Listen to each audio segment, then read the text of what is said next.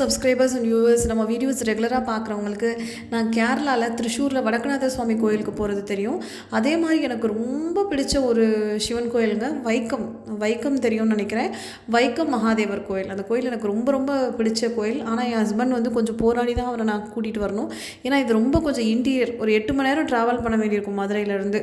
So Vaikom Mahadevar கோயில் ரொம்ப பழமையான கோயில். வியாக்கிரபாதரால் ஆரம்பிக்கப்பட்டு அதுக்கப்புறம் பரசுராமரால் ரீஎஸ்டாப்ளிஷ் பண்ணப்பட்ட கோயில். ரொம்ப பழமையான சிவாலயம், எக்கச்சக்க கதைகள் உள்ள சிவாலயம் இது வைக்கம் மகாதேவர் கோயிலோட பெருமையை பற்றி சொல்லிகிட்டே இருக்கணும்.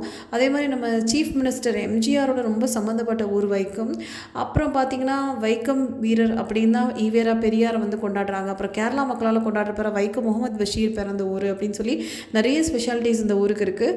வைக்கத்துக்கு மதுரையிலேருந்து 2 பாதை இருக்குங்க. ஒன்று வந்து நமக்கு வந்து ரோடு வழியாக போனோம் அப்படின்னா பொள்ளாச்சி, பாலக்காடு, திருச்சூர், எர்ணாகுளம் அப்படின்னு சொல்லி அது ஒரு பாதை. ஆனால் அது வந்து ரொம்ப சுற்று அப்படின்னு சொல்லிட்டு நாங்கள் வந்து இந்த மலை பாதையை தேர்ந்தெடுத்தோம். அதாவது காட் ரோடு அப்படின்னு சொல்லுவாங்கள்ல. ஸோ அந்த பாதையை தேர்ந்தெடுத்தோம். அதாவது குமிளி, கோட்டயம், அதுக்கப்புறம் வந்து வைக்கம். ஸோ இதுவுமே ஒரு 7லேருந்து 8 மணி நேரம் ஆயிடுச்சுங்க. ஆனால் என்ன போகிற வழி வந்து அவ்வளோ சீனிக்காக இருக்கும். ஆனால் அந்த பாதை எனக்கு கொஞ்சம் பயம். ஏன்னா ஒரு தடவை சபரிமலை சீசன் நிறைய வண்டி போயிட்டுருக்கப்போ அந்த பாதையில் போயிட்டேன். ஒரு பஸ்ஸு வரனால கிட்டத்தட்ட நம்ம மலையோட ஓரத்தில் தொங்குறாப்பில் ஆகிடுச்சு. ரொம்ப டேஞ்சரஸாக இருந்தது. ஸோ அந்த எக்ஸ்பீரியன்ஸுனால எனக்கு கொஞ்சம் பயம் இருந்தது. ஆனால் இன்றைக்கி அப்படியெல்லாம் டிராஃபிக்ஸ் இல்லை. ஸோ ஓரளவுக்கு. ஆனால் என்ன சின்ன ரோடாக இருக்கிறனால பஸ்ஸெல்லாம் கொஞ்சம் ஏறி வராங்கங்க. அதனால் கொஞ்சம் ஜாக்கிரதையாக போக வேண்டியிருக்குது. ஸோ இந்த ரோடு உண்மையிலே எக்ஸ்பீரியன்ஸ் டிரைவர்ஸ் தான் வந்து ஹேண்டில் பண்ண முடியும். நீங்கள் வைக்கம் போகிறீங்கன்னா இங்கே பாருங்களேன், கேரளாவில் வந்து இந்த பாட்டு நிறையா இருக்குங்க. அதாவது நமக்கு வந்து அதாவது மேரி மாதா வந்து ஜீசஸை வந்து மடியில் ஏந்தின மாதிரி ஒரு ஃபோட்டோ, அது மடியில் ஏந்தின மாதிரியான அந்த சிலை வந்து எங்கே பார்த்தாலும் கேரளாவில் இந்த டைப் ஆஃப் சிலை அதிகமாக இருக்கும். போகிற பாதை வந்து உண்மையிலேயே அவ்வளோ அழகாக இருந்ததுங்க. அது ஒன்று சொல்லுவாங்க, அதாவது ஸ்பிரிச்சுவாலிட்டியில் சொல்லுவாங்க, நமக்கு 7 சக்கரம் இருக்குல்ல, அதில் அநாகத சக்கரம்னு ஒன்று இருக்குங்க. அது நெஞ்சுக்குழிக்கிட்ட இருக்குது. அது வந்து பச்சை கலரை பார்க்குறப்ப அந்த சக்கரம் வந்து தூண்டப்படும்னு சொல்லுவாங்க. அதாவது பச்சை கலர் வந்து அது வந்து பார்க்க இதயத்துக்கு கூட நல்லதுன்னு சொல்லுவாங்க.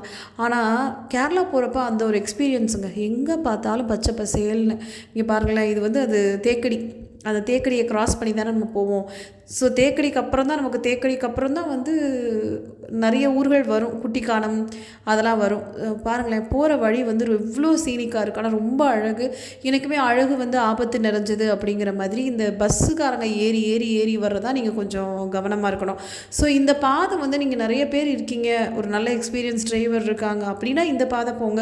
இல்லாட்டி வந்து நீங்கள் வந்து அதாவது பாலக்காடு, திருச்சூர், எர்ணாகுளம் அதுவே போயிடலாம். ஆனால் எனக்கு இந்த காட்டுப்பாதையில் போகிறது மனசுக்கு ரொம்ப ரொம்ப ஒரு ஆறுதலாக இருந்ததுங்க. ஏன்னா எங்கே பார்த்தாலும் அவ்வளோ கண்ணு குளிர்ச்சியாக இருந்தது. அதுக்கப்புறம் நிறைய இந்த ரப்பர் பிளான்டேஷன்ஸ் வழியாலாம் போனோம். அந்த ரப்பர் பிளான்டேஷன்ஸ் கூட உங்களுக்கு காமிச்சிருப்பேன். இந்த ட்ரிப்பில் நான், ஹஸ்பண்ட், அப்பா, டிரைவர் அண்ணன் 4 பேர். ஸோ என் ஹஸ்பண்ட் தான் வந்து பெரும்பாலும் வண்டி ஓட்டினார். சில இடங்களில் கூகுள் மேப் வந்து அதோட வேலையை காமிச்சிரும், நம்ம அங்கங்கே சுற்றி விட்டுரும். ஆனால் சுற்றி விட்டால் கூட அந்த பாதை வந்து ரொம்ப அழகாக இருந்ததுங்க.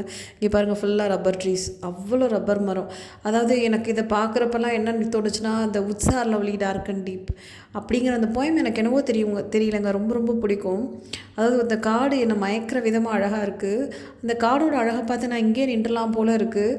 ஆனால் நான் செய்ய வேண்டிய வேலை நிறைய இருக்குது அப்படின்னு அந்த போயம் வரும். இந்த woods are lovely dark and deep but I have promises to keep and miles to go before I sleep அப்படின்னு சொல்லிட்டு அவ்வளோ எஸ்டேட்டுங்க. எங்கிட்டு தான் இவங்களுக்குலாம் இவ்வளோ காசு பணம் இருக்குதுன்னு எனக்கு தெரியல. ஸோ மக்கள் வந்து அத்தனை எஸ்டேட்டுகளை வாங்கி போட்டிருந்தாங்க.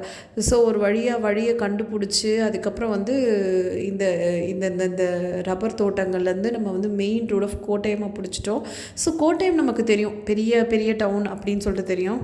வைக்கத்தை பொறுத்த மட்டும் ஒரு விஷயம் இருக்குங்க. இப்போ நீங்கள் வந்து ஒரு விஷயத்தை மனசில் நினச்சிட்டு 3 கோவில் இருக்கும். வைக்கத்தோட கதையை நான் தனியாக தான் சொல்ல முடியும். வைக்கம் வந்து ஒரு ட்ரையாங்கிள் ஷேப்பில் 3 கோவில் இருக்கும். வைக்கம், ஏட்டுமானூர், கடுத்துருத்தின்னு. ஸோ இந்த 3 கோவிலையும் உச்சி காலத்துக்குள்ளே 3 கோவிலுமே தள்ளி தான் இருக்கும். அதுவும் ஏட்டுமானூர் ரொம்ப தூரத்தில் இருக்கும். ஸோ இந்த 3 கோயிலையும் உச்சி காலத்துக்குள்ளே தொழுதா நம்ம நினைக்கிற விஷயம் வந்து நடக்கும், இல்லை சிவபெருமானோட அனுகிரகம் கிடைக்கும், பாபநாசனம் அப்படிலாம் நம்பிக்கை இருக்குது. போகிற வழியில் பார்த்திங்கன்னா அவ்வளோ பெரிய வீடுங்க. இப்போ நம்ம ஊரெல்லாம் வந்து ஒரு வீடை வச்சுட்டு பணக்காரங்கன்னு சொல்கிறாங்களா, ஆனால் இங்கே கேரளாவில் பார்த்திங்கன்னா ஒவ்வொரு வீடுமே அரண்மனை மாதிரி இருக்கும். அதுதான் எனக்கு சொல்கிறேனே, நிறையா ஃபாரின் பணமா என்னன்னு எனக்கு தெரியல. ஆனால் அந்த வீடுகள் வந்து அவ்வளோ அழகாக இருக்கும். அதுவும் சுற்றி எல்லா வீடுமே பெரிய தோட்டத்தோட, ஒரு மாசிவ் தோட்டத்தோட, ஒவ்வொரு வீடுமே கிட்டத்தட்ட ஒரு குட்டி பேலஸ் மாதிரி தான் இருக்கும். அப்புறம் மெயின் டவுன் ஆஃப், ஆனால் என்ன ஒரு டயரிங் ட்ராவல் தாங்க. கிட்டத்தட்ட மதுரையிலேருந்து ஆரம்பித்து ஒரு 7 to 8 hours ஆகிடுச்சு.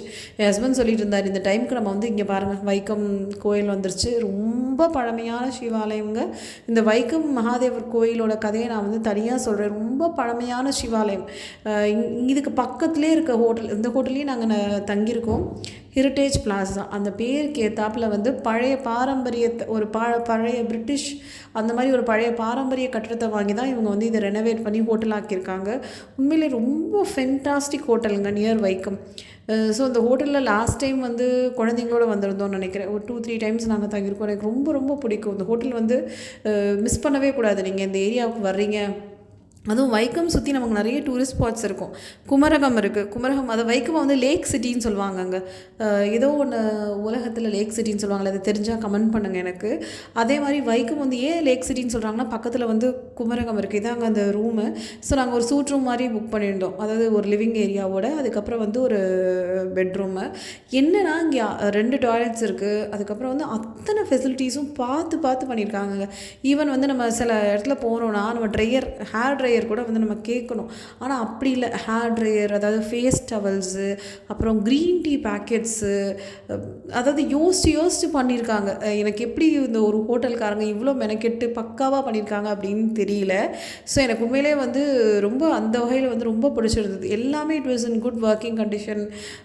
அதுவும் ரொம்ப எக்ஸ்ட்ரீம் அஃபோர்டபுள் ப்ரைஸில் வந்து இருக்கும். ஸோ நீங்கள் வந்து இப்போ குமரகம்லாம் போனீங்கன்னா பயங்கர காஸ்ட்லியாக சொல்லுவாங்க. ஏன்னா நம்ம குமரகம் வந்து போட் ஹவுஸ்க்கு போவாங்க, ஆலப்பி போட் ஹவுஸ்க்கு போவாங்க.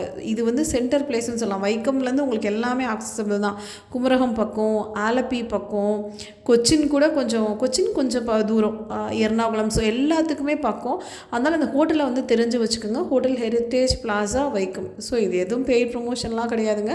ஆக்சுவலாக நான் பே பண்ணி போனதை நான் அந்த வீடியோவில் சொல்லிகிட்ருக்கேன். இது வந்து அதான் நான் சொல்கிற மாதிரி ஒரு பாரம்பரிய பிரிட்டிஷ் பில்டிங்காக. ஸோ பார்க்கவே ரொம்ப அழகாக இருக்கும். ஆக்சுவலாக இந்த மாதிரி ஒரு வீடு நமக்கு இருந்துச்சுன்னா எவ்வளோ நல்லாயிருக்கும். சுற்றி நம்ம பாட்டுக்கு நடந்துகிட்டே இருக்கலாம். அவ்வளோ ஒரு நிறைய ஸ்பேஸோட, ரொம்ப அதோட நல்ல க்ரீனிஷாக அழகாக வச்சுருப்பாங்க. இங்கே பாருங்களேன், இது வந்து வைக்கம் கோவில் பக்கத்தில் இருக்குது. ஆனால் பாருங்கள், ஜீசஸ் மாதா எங்கே பார்த்தாலும் கேரளாவில் வந்து கிறிஸ்டியன் பாப்புலேஷன் ரொம்ப ஜாஸ்திங்க. ஸோ இருக்கும் எல்லாமே ஒன்று தான். நம்ம ஜீசஸ்ன்னு கூப்பிட்டாலும், அல்லான்னு கூப்பிட்டாலும், சிவான்னு கூப்பிட்டாலும், all refers to the same energy, ஏக்கமேவா தித்தியம். ஸோ அப்புறம் ரூமில் போய் செக்இன் பண்ணிவிட்டு அதுக்கப்புறம் நாங்கள் போய் சரி ஒரு டீ குடிக்கலாம் அப்படின்னு சொல்லிட்டு டிரைவர் அண்ணன் அப்பா உட்காந்துருக்காங்க. ஸோ எல்லாருமே பிளாக் டீ தான் குடித்தோம். அதுக்கப்புறம் வெங்காய பஜ்ஜி வாங்கி சாப்பிட்டோம். It was fantastic actually. அது ரொம்ப நல்லா கிறிஸ்பியாக சூடாக இருந்தது. அப்புறம் வந்து மெயின் ட்ரிப் வந்து வைக்கம் கோயிலுக்கு போயிட்டோம். சுவாமி பேர் இங்கே வைக்கத்தப்பனுங்க. அது ரொம்ப விசேஷமான சன்னதி. ஒரு தடவை அதாவது யார் இந்த கோயிலை கட்டுப்பாட்டில் வைக்கிறதுன்னு ஒரு பெரிய போட்டி வந்ததாங்க.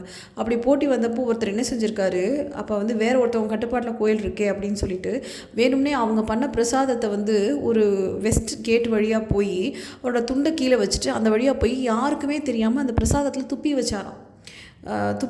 துப்பிட்டு இப்படி வெளியே வந்துட்டு அந்த துண்டை எடுக்கிறாராம். அவர் ஒரு பெரிய கருணாகம் தீண்டிடுச்சான். அப்புறம் வந்து அந்த கர்ப்பகிரகத்துலேருந்து ஒரு வாய்ஸ் கேட்டுச்சான், இந்த மாதிரி வந்து இந்த கதவை எப்பயுமே திறக்கக்கூடாதுன்னு. அது வந்து விராத் ஆஃப் சிவான்னு சொல்லுவாங்க. ஸோ பாருங்களேன், நம்ம நினைக்கிறோம் சுவாமி நம்மளை கவனிக்கிறதே இல்லைன்னு சொல்லிட்டு, ஆனால் சுவாமி வந்து நம்ம மூச்சு பேச்சு எல்லாத்தையும் கவனிச்சுட்டு தான் இருக்காரு. ஸோ வர்ற வழியில் இந்த மாதிரி கோயிலுக்கு போயிட்டு நல்ல தரிசனம் பண்ணிட்டு வர்ற வழியில் பார்த்திங்கன்னா இந்த மாதிரி நிறைய லேடிஸ் வந்து ஒரு சாமி ப்ரொசஷன் மாதிரி போயிட்டு இருந்தது. ரொம்ப அழகாக இருந்தது. இது வந்து நைட் வியூ ஆஃப் ஹெரிட்டேஜ் பிளாஸாங்க. ஸோ இன்றைக்கி வந்து நைட்டு நாங்கனால எங்களுக்கு வைக்கம் மட்டும்தான் கும்பல டைம் இருந்தது. இன்னும் வந்து ஏட்டுமானூர், கடுத்துருத்தியெல்லாம் வந்து இன்னொரு நாள் போய் அதை நான் உங்களுக்கு வீடியோவாக போடுறேன். அது தான் சொன்னேன், 3 டெம்பிள் சேர்ந்து பார்க்கணும். அப்புறம் நைட் வந்து டின்னர் நான், அப்பா, டிரைவர் அண்ணன், என் ஹஸ்பண்ட் எல்லாம் சேர்ந்து சாப்பிட்டோம். ஸோ சப்பாத்தி, அதுக்கப்புறம் அந்த ஃபிஷ்ஷு, அதுக்கப்புறம் அவங்க வந்து மட்டன் அந்த மாதிரியெல்லாம் வாங்கி சாப்பிட்டாங்க. அப்புறம் நான் மிக்சர் வெஜ் கறி வச்சு சப்பாத்தி சாப்பிட்டேங்க. ஸோ இதுதான் வந்து night view of the hotel. ரொம்ப பீஸ்ஃபுல்லாக இருக்கும். நான் தான் சொல்கிற மாதிரி எப்போயுமே இந்த 3 கோவில் ஒன்றா பார்க்குறது கைலாஷ் தரிசிக்கிறதுக்கு ஒப்பு, கைலாயத்துக்கே போய் சிவனை தரிசிக்கிறதுக்கு ஒப்பு அப்படின்னு இங்கே ஒரு நம்பிக்கை இருக்குது. அதாவது இந்த 3 கோயிலுங்கிறது காலையில் எந்திரிச்சோடனே நம்ம வைக்கம் பார்த்துடணும், நல்லா தெரிஞ்சுக்கோங்க, கேரளா கோயில் எப்பயுமே 11:30க்கு க்ளோஸ் பண்ணிடுவாங்க. இப்போ நம்ம கோயிலாவது 12 மணி காலையில் விடிய காத்தால திறந்துருவாங்க, 5 o'clock திறந்துருவாங்க, 11:30க்கெலாம் க்ளோஸ் பண்ணிடுவாங்க. ஸோ அந்த உச்சி பொழுதுக்குள்ளே இந்த 3 கோவிலையும் பார்க்கணும். அதாவது வைக்கம் மகாதேவா, அதுக்கப்புறம் ஏட்டுமானூர் ரொம்ப விசேஷமான சிவன் கோயிலுங்க கேரளாவில். சுவாமி வந்து அங்கே அகோர மூர்த்தியாக இருக்கிறதா, அதாவது அகோரியாக இருக்கிறதா, காலபைரவ அம்சமாக இருக்கிறதா ஐதீகம். ஸோ ஏட்டுமானூர் வந்து ரொம்ப பவர்ஃபுல்லான ஸ்தலம், அங்கே மக்களால் கொண்டாடப்படுற ஸ்தலம். அப்புறம் வந்து கடுத்துருத்தியில் பெருசாக கூட்டம் இருக்காது. இந்த 3 கோயில்களையும் ஒன்றா பார்க்குறது, அதை தரும் இதை தரும் அப்படிங்கிறத தாண்டி கைலாயத்தில் போய் சிவனை தரிசனம் பண்ணதுக்கு ஒப்பானது அப்படின்னு சொல்லுவாங்க. ஸோ நைட்டு நான் டின்னர் முடிச்சுட்டு நான் ஒரு வாக் போயிட்டு இருந்தேன் ஹோட்டல் சுற்றி. இப்போ நம்ம வீட்டிலலாம் அங்கே உண்மையிலே என்னால் ஒரு சின்ன கூட நடக்க முடியாது. ஏன்னா நடந்தேன்னு வச்சுக்கோங்களேன், நம்ம வீட்டில் சில பூனைக்குட்டிங்கள்லாம் இருக்கா, அதுக்கு வந்து நம்ம கைக்குள்ளேயும் காலுக்குள்ளேயும் வரும். அந்த பூனைக்குட்டிங்களை துரத்தி நாய் வரும். இதுங்களை விரட்டுறதே எனக்கு உண்மையிலே பெரிய பாடாயிடுது. ஸோ ஆனால் இங்கே கொஞ்சம் பீஸ்ஃபுல்லாக வந்து நடக்க முடிஞ்சது. அவ்வளோ பெரிய ஏரியாங்க இந்த ஹோட்டல் சுற்றி. அதாவது எப்படி இருக்குது பாருங்களேன், அது பெரிய ஹோட்டல், பிரம்மாண்டமான ஹோட்டல், பார்லாம் இருக்கும். ஸோ அது அந்த பக்கம் மக்கள் அவங்க பாட்டுக்கு ஜாலியாக திரிவாங்கன்னு வச்சுக்கோங்களேன். ஆனால் நல்ல ஒரு பெரிய பாரம்பரியமான ஹெரிட்டேஜ் ஹோட்டல். அதை சுற்றி எக்கச்சக்க ஸ்பேஸுங்க. ஸோ ஒரு காலத்தில் இது யாரோ ஒருத்தரோட வீடாக இருந்திருக்குன்றதை நினச்சி பாருங்களேன் எப்படி இருக்குது. நமக்கு இந்த ஹோட்டலில் தங்கியிருக்கப்போ it was literally like staying in a palace. ஒரு பேலஸில் நம்ம இருக்க மாதிரி, மலையாளத்தில் தரவாடுன்னு சொல்லுவாங்களே, ஸோ அந்த மாதிரி ஒரு மலையாளத்தோட கேரளா பாரம்பரிய வீட்டில் இருக்க ஒரு ஃபீலிங் வந்து நமக்கு கொடுக்கும். ஸோ நைட்டில் வந்து ரொம்ப அமைதியாக நான் மட்டும் வந்து வாக் போயிட்டுருந்தேன். கம்பி தொங்க விட்டுருந்தாங்க. இது கம்பி தொங்க விட்டு அது தொட்டியில் இருந்தது. எதுக்காக வச்சுருக்காங்க அப்படின்னு சொல்லிட்டு எனக்கு தெரியல. ஒருவேளை உங்களுக்கு யாருக்காவது தெரிஞ்சால் சொல்லுங்கள். இது ஒரு அழகுக்காக வச்சுருக்காங்களா? அதில் பார்க்கவும் ரொம்ப அழகாக இருக்கும். ஓகே, தேங்க்ஸ் ஃபார் வாட்சிங் மக்களே. ஸோ ஆஃப்டர் ஹெக்டிக் ட்ரிப் எனக்கு கொஞ்சம் டயர்ட் ஆகிடுச்சு. ஸோ அதனால் நான் தூங்க போகிறேன். ஸோ நீங்களும் ஹாவ் அ பீஸ்ஃபுல் ஸ்லீப். அதுக்கப்புறம் வைக்கம் மகாதேவரோட அனுகிரகம் நம்ம எல்லாருக்குமே வந்து கிடைக்கட்டும். சுவாமி நம்ம கூடயே இருந்து நம்மளோட ஒவ்வொரு ஸ்டெப்லையும் வழி நடத்தட்டும். சீக்கிரம் நீங்களும் வைக்கம் வரணும் அப்படின்னு கேட்குறேன். நாளைக்கு வீடியோவில் சந்திக்கிறேன்.